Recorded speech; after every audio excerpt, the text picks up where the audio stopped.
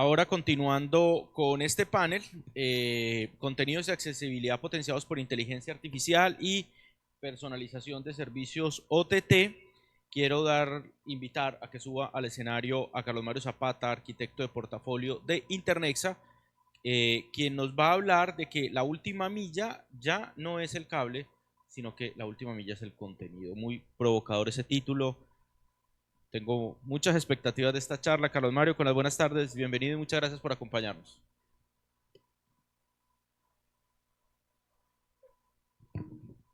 Buenas tardes, Gabriel. ¿Cómo estás? Germán, ¿cómo están? ¿Cómo les ha ido? Muy bien, muchas gracias por acompañarnos y por esta charla. Bueno, muy buenas tardes para todos. Mi nombre, como lo mencionó Gabriel, Carlos Mario Zapata, trabajo en Internexa. Actualmente me desempeño como arquitecto de portafolio y product manager del producto de Internet en la compañía.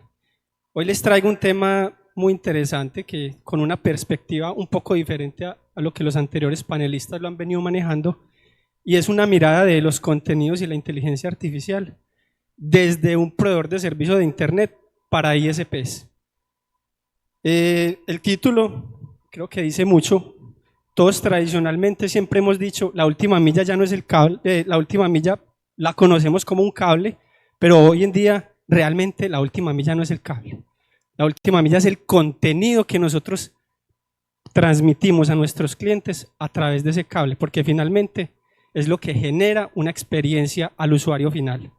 Entonces, en ese orden de ideas, durante la charla vamos a hablar de cómo el contenido potenciado por inteligencia artificial y por un parámetro técnico que todos conocemos muy bien que se llama la latencia, que no es más que la velocidad de experiencia de un servicio de Internet, es diferenciador para cualquier ISP a la hora de ofrecer un servicio de conectividad a Internet. Bueno, primero vamos a dar un marco referencial para homologar un poquito conceptos y vamos a mencionar qué es hoy en día o cómo está compuesto un servicio de Internet en un proveedor de servicios de telecomunicaciones, pero que sea un proveedor que esté muy bien interconectado a nivel de infraestructura para poder proveer un servicio diferenciador en el mercado. El primero de ellos es la infraestructura. Todo operador, proveedor, tiene que montar una infraestructura civil eléctrica compuesta de data centers, cables submarinos. Hay un concepto nuevo que se llama nodes edge, que lo veremos más adelante. Y obviamente toda una red regional, local, equipos de transporte y de datos para poder proveer este servicio de Internet. Dentro de esos puntos de infraestructura vamos a hablar también de lo que son unos conceptos que se llaman IXPs, PNIs y peering, que más adelante los mencionaremos un poco más en detalle. Hablaremos de qué son unas CDNs muy rápidamente y finalizaremos con lo que es tránsito IP. Básicamente, estos son los 4, llamémoslo así, tipos de contenidos que hoy en día componen el Internet. ¿Sí? En esos 4, de ahí no sale el contenido que se genera desde Internet. Vámonos entonces ahora, desde el punto de vista de infraestructura, lo primero que tiene que tener un proveedor es una infraestructura de nodos. Hoy en día ha cambiado mucho el concepto de nodos y ha entrado también, por ejemplo, un nodo muy importante en temas de contenido que son los nodos edge o infraestructura edge. Anteriormente, un nodo telco solo estaba compuesto de, llamémoslo así, una infraestructura básica en cuanto a espacios en rack, profundidades de 20 centímetros, 5 kVA por rack, aires acondicionados de confort. Pero hoy en día, para usted poder tener contenidos lo más cerca del usuario final, usted tiene que implementar unos que yo llamo mini data centers. Son unas infraestructuras donde usted ya tiene que tener aires acondicionados de precisión, racks de 120 centímetros de profundidad. Usted tiene que tener un sistema tanto AC como DC, porque muchos de los servidores solo vienen con fuentes AC. Entonces, esto es uno de los primeros puntos diferenciadores a la hora de tú ser o poder tener contenidos alojados en lo más cerca del usuario final o lo que llamamos en el edge. Bueno, dentro del mismo campo de la infraestructura Hablemos un poquito de cables submarinos y aquí muy rápidamente. Hoy en día en Colombia llegan 10 cables submarinos que aterricen a Colombia. De esos 10, 2 de ellos no van a Estados Unidos, son locales, uno por el Pacífico y otro por el Caribe. El resto son cables que aterrizan en Estados Unidos, que son los cables que utilizamos para proveer la conectividad internacional o lo que llamamos el tránsito IP internacional. En otras palabras, todo lo que no esté alojado en Colombia, parándonos en Colombia, tiene que salir por una conexión de tránsito internacional. ¿Correcto? Y bueno, vienen 3 cables nuevos. Este año entran 2. Ahorita en el Q2 está entrando un cable que se llama TAM1. Ellos están prometiendo una latencia de alrededor de 28-30 milisegundos. Una latencia, digámoslo, competitiva en el mercado. Así hay otros 2 cables que entrarán próximamente. Temas relevantes acá. Hoy en día los cables submarinos, ya con las nuevas tecnologías de WDM que viene, ya van a soportar por par de hilos alrededor de 20 teras de capacidad en un solo par de hilos. Entonces, utilizando waves o capacidades de 100, 200, 400 gigas y ready for 800 y hasta 1.2 teras por wave, por lambda, por canal espectral. Bueno, eso es en términos de cables submarinos. En términos de infraestructura de data center, pues obviamente data center se convirtió en uno de las conversaciones más sexys en el tema de inteligencia artificial. No en tanto los números lo dicen. De 2021 a 2030 se espera que el crecimiento anual ponderado de todo el tema de marketing de DCI, o sea, de redes de data center, está incrementándose en un 14.7%. Eso es demasiado. En ese mismo sentido podemos decir también que estos data centers lo que nos van a permitir a nosotros es poder tener cada vez más cerca del usuario final esas plataformas que van a utilizar la inteligencia artificial para yo, por ejemplo, tener en mi compañía una red de robots que me permitan optimizar mis procesos comerciales o industriales. Y igual cualquier tipo de tecnología o inteligencia artificial que hoy en día se está utilizando viene con una exigencia muy grande en términos de latencia, por ende, eso lo saben los grandes operadores, los grandes OTTs, los grandes hyperscalers y están estableciendo cada vez más los contenidos en nodos edge o cada vez más cerca al usuario final. Aquí dejo también, pues hay oportunidades de negocios para los ISPs y para los grandes telco. Ahí es cómo interconecto yo esos mega data centers de esos OTTs, que es básicamente aprovechando nuevas tecnologías que también hay en el mercado, que más adelante hablaremos un poco del tema. Bueno, paso rápidamente acá, hablando ya de redes de transporte, pues las nuevas tecnologías para redes de transporte, estamos hablando ya de que se entregan capacidades, ya el 100 gigas va a desaparecer o va en declive porque ya cada vez entra con más fuerza los 200 gigas, los 400 gigas y hasta 1.6 teras. ¿Todo esto qué? A punta de nuevas tecnologías. Esto viene también con beneficios, claro. Viene con unos beneficios como que yo puedo tener unas tecnologías, voy a decir el nombre, FlexGrid, que son unas tecnologías que le permiten hacer un uso muy óptimo del espectro de frecuencia que hoy en día se usa en las redes de transporte y con ello hago un uso lo más óptimo posible de estas capacidades, tomando en cuenta que son el santo grial de las redes de transporte. En lo bien que tú hagas el uso del espectro, vas a poder rentabilizar mucho más tus redes de transporte. Eso está traducido comercialmente hablando en CAPEX por mega. Bueno, cabe anotar también que proveedores que tengan sistemas de WDM podrían ofrecer ya no solo capacidad, sino que pueden ofrecer un producto nuevo que cada vez es más común en el mercado, que es vender espectro. No venden capacidad, sino que venden espectro para que el usuario final implemente la tecnología y despliegue redes de 100, 200, 400 gigas sobre esas redes. El tema, aquí hay un factor común muy nuevo que cada vez se está materializando más en Latinoamérica, en Europa ya lleva un poquito más de avance, y es unas tecnologías que se llaman IP sobre WDM, que eso en palabras cristianas no es más que yo casi tener poder tener 100, 200, 400, hasta 800 gigas y más, conectando simplemente unos módulos directamente a los equipos de datos, sin tener que utilizar redes de transporte.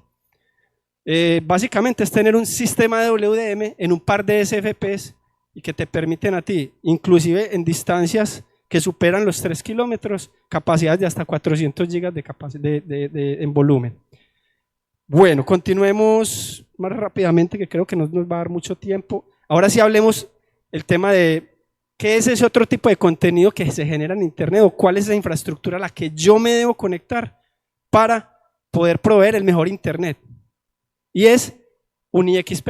Un IXP, en palabras simples, es como una rotonda, donde hay un dueño de una infraestructura física que la pone a disposición de todas las empresas o redes que generan contenido. En otras palabras, ahí se interconectan los OTTs, los operadores de Internet, generadores de contenido, y ahí intercambian su tráfico.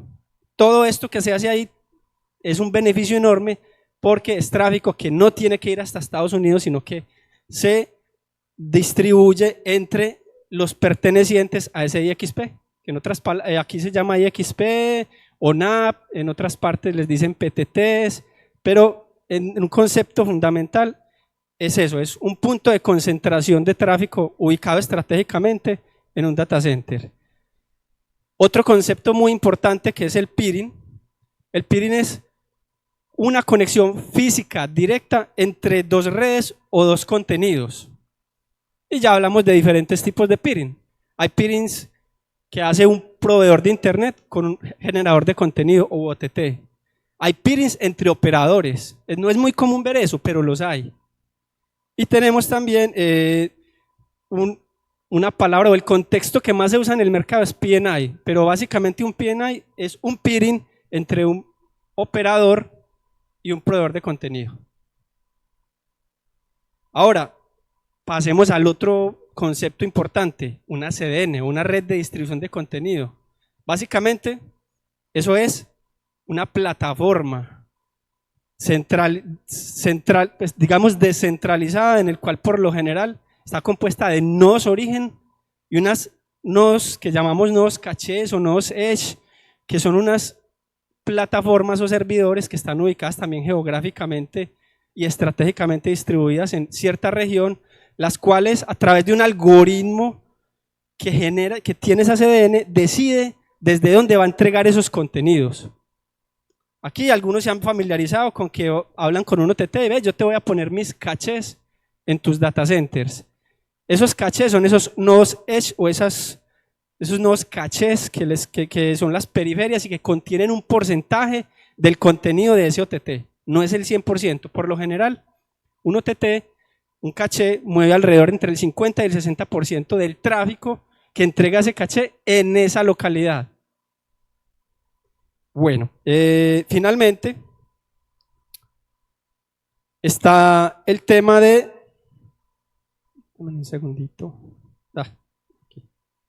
Tránsito IP.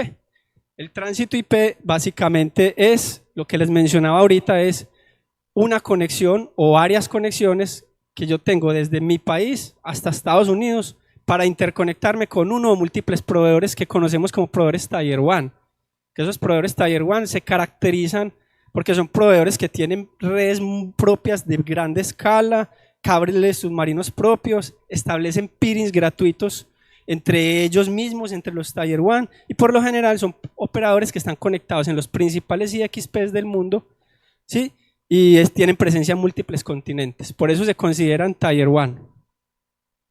Listo, creo que ya dimos un barrido de cómo está compuesto el Internet. Ahora hablemos un poco hoy. Hoy el Internet, una evolución muy rápida de cómo ha sido el Internet hoy a hace 30 años. Por allá en 1995 solo era contenidos en USA, o sea, tránsito IP. Llegados los 2000 está el tránsito IP y los IXPs, pero todavía en Estados Unidos. En 2005 ya empezamos a hablar de que hay unos contenidos que empiezan a alojarse localmente o de manera regional, o sea, en los países por fuera de Estados Unidos. 2015, adicional a eso, empiezan a jugar los OTTs, o los grandes generadores de tráfico, Google, Meta, Netflix, todos estos grandes generadores de contenido. En una siguiente fase, adicional a eso, ya empezamos a hablar también de acceso de NAPs locales, ¿cierto? Que pueden llegar perdón, es al revés. El tercera opción es NAP y la cuarta son contenidos locales. Y la última, que es, llamémosla, la que ahorita está potenciando mucho el tema de inteligencia artificial, es no solamente tener los contenidos en las principales ciudades, sino que estén alojados lo más cerca del usuario final, ciudades periféricas y demás. Bueno, rápidamente, Internet hoy, ustedes sabían, por ejemplo, el tráfico de Internet que se sirve desde conexiones. A ver, hoy en día el 70% del tráfico de Internet se sirve de manera local, pero tomando en cuenta que si es un proveedor de Internet que está muy bien interconectado. En el caso de Internexa, por ejemplo, nosotros estamos diciendo que alrededor del 80% del tráfico de nuestro Internet se sirve local, el resto solo se va internacional, solo un 20%. De eso, más del 50% de ese tráfico en Colombia proviene de 6 grandes OTTs que están ahí listados.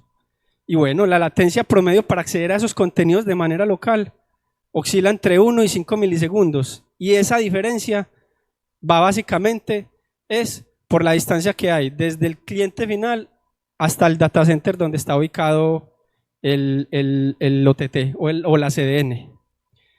Algo muy importante, resulta que para yo estar muy bien interconectado, yo como proveedor de servicio de Internet tengo que asegurar que mis conexiones con esos OTTs por lo menos estén 4 veces sobredimensionado el consumo de contenido que en hora pico ese OTT consume. Me explico. Hoy en día yo una conexión con un OTT muevo 20 gigas en horario de alto tráfico, pero yo debería tener mínimo una conexión de 100 gigas con él porque no sabemos en qué momento ese OTT genera un evento masivo de manera aleatoria que fácilmente hoy en día los eventos masivos pueden generar picos de tráfico de hasta 3 y 4 veces de consumo de capacidad. Para un ejemplo, un evento que hubo el año pasado que básicamente en Internexa, solo ese evento incrementó en 400 gigas las capacidades que van solamente hasta Estados Unidos y no contamos las locales. Eso es un tema que cada vez más los proveedores de Internet tenemos que convivir y aprender a manejar. Bueno, rápidamente, cifras de mercado. Temas de OTTs, lo que son plataformas de audio y video y de e-commerce, la tasa de crecimiento anual está manejando ya 2 dígitos. ¿Qué quiere decir eso? Que son mercados muy altamente rentables y atractivos.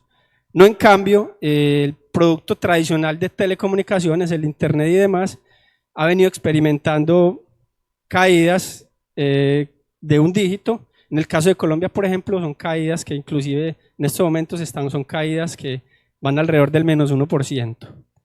Y bueno, ¿cómo hoy en día un OTT elige a un proveedor de servicios de Internet en Colombia?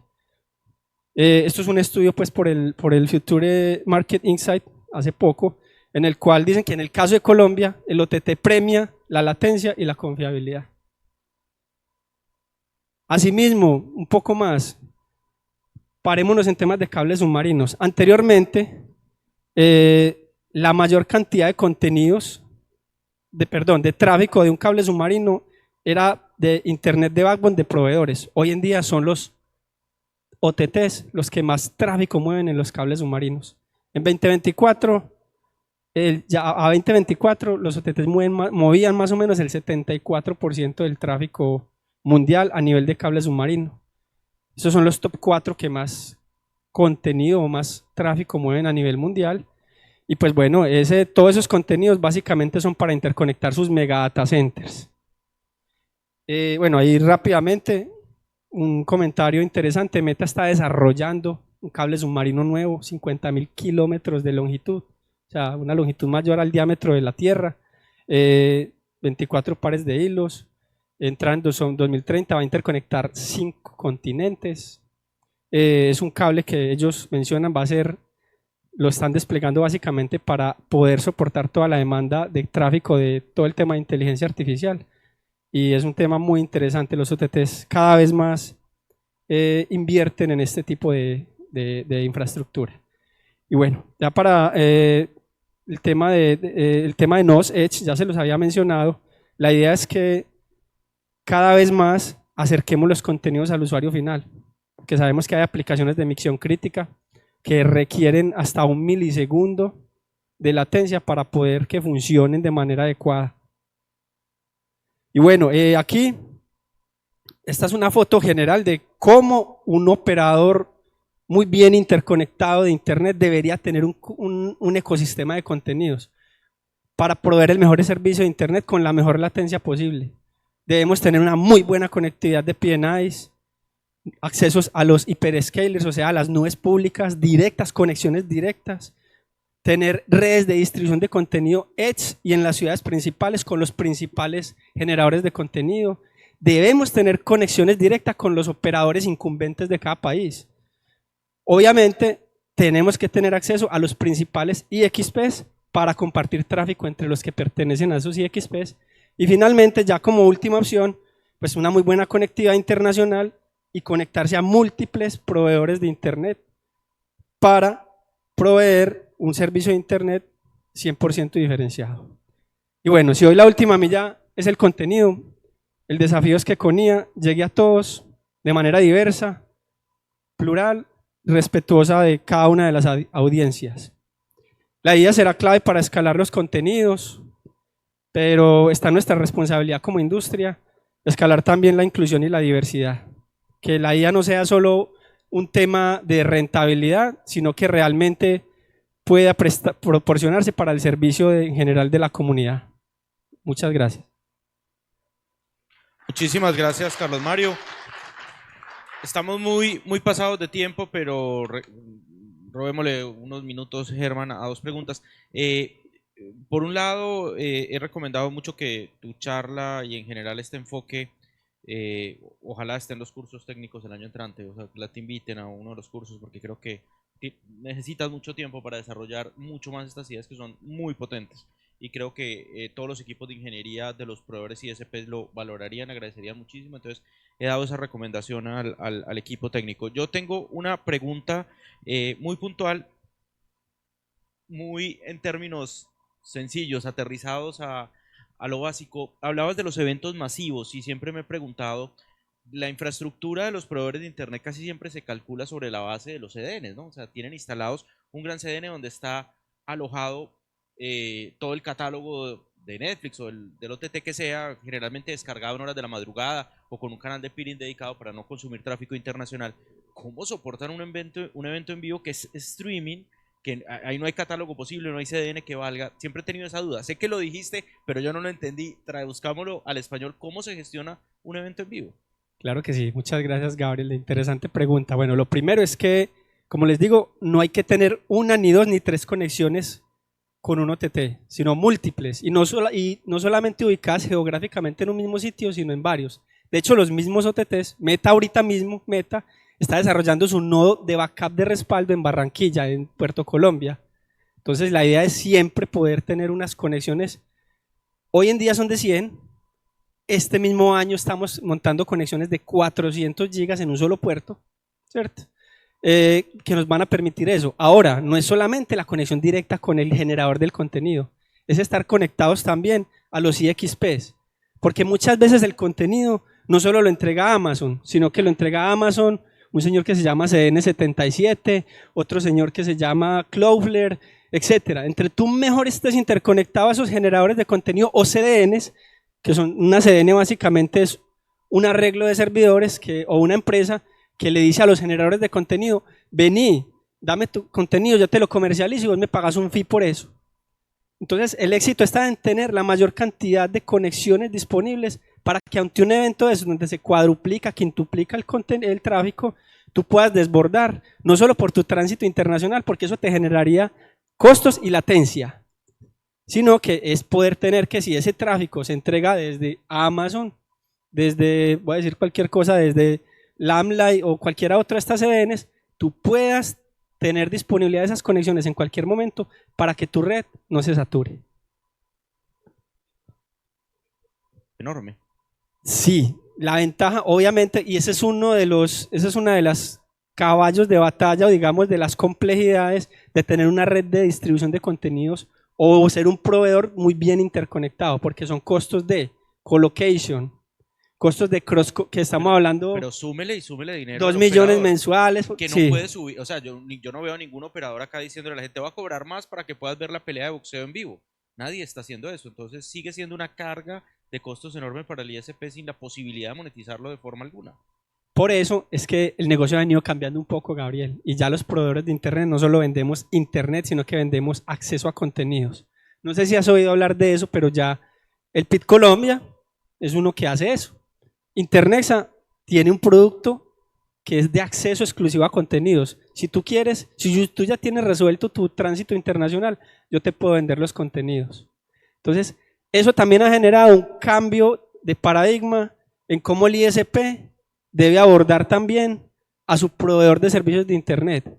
Ahora, esto es muy importante, Gabriel, y es que hay que tener mucho cuidado con eso, porque cuando yo diversifico mi proveedor, también vienen unas implicaciones por debajo de cuántos me atienden ya, de la probabilidad de falla, ¿cierto?